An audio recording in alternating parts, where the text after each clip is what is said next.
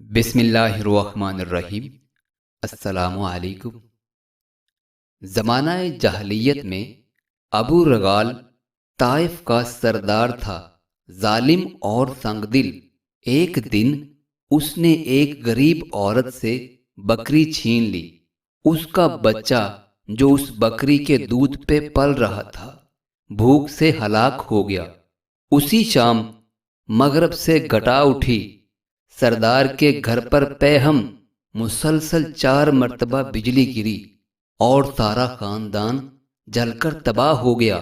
جب اس کی لاش سپرد خاک کی گئی تو طائف اور گرد و نواح کے لوگوں نے اس کی قبر پر پتھر برسائے اور دنیا آج تک اس پر لعنت برسا رہی ہے۔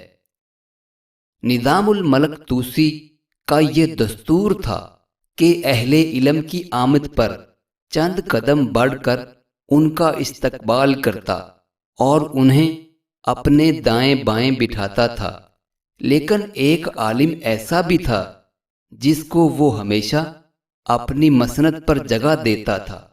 کسی نے اس کی وجہ پوچھی تو فرمایا، یہ واحد عالم ہے جو میرے عیب بتاتا ہے اور باقی تمام میرے عیوب کو محاسن میری نیکیاں بنا کر پیش کرتے ہیں۔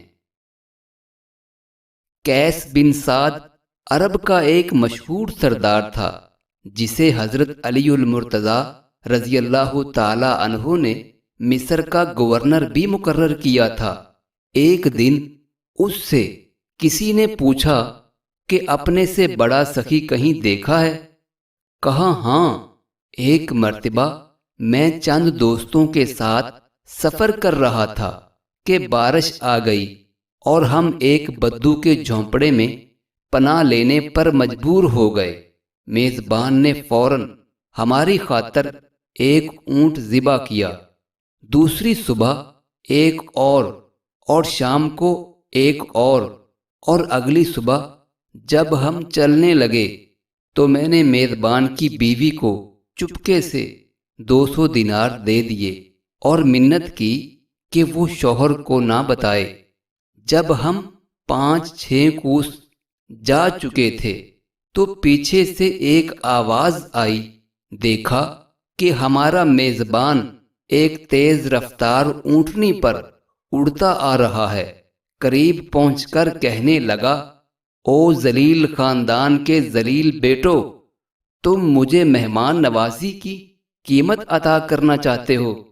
لے لو یہ اپنی رقم، ورنہ میں اس نیزے سے تمہارے پیٹ چھید ڈالوں گا۔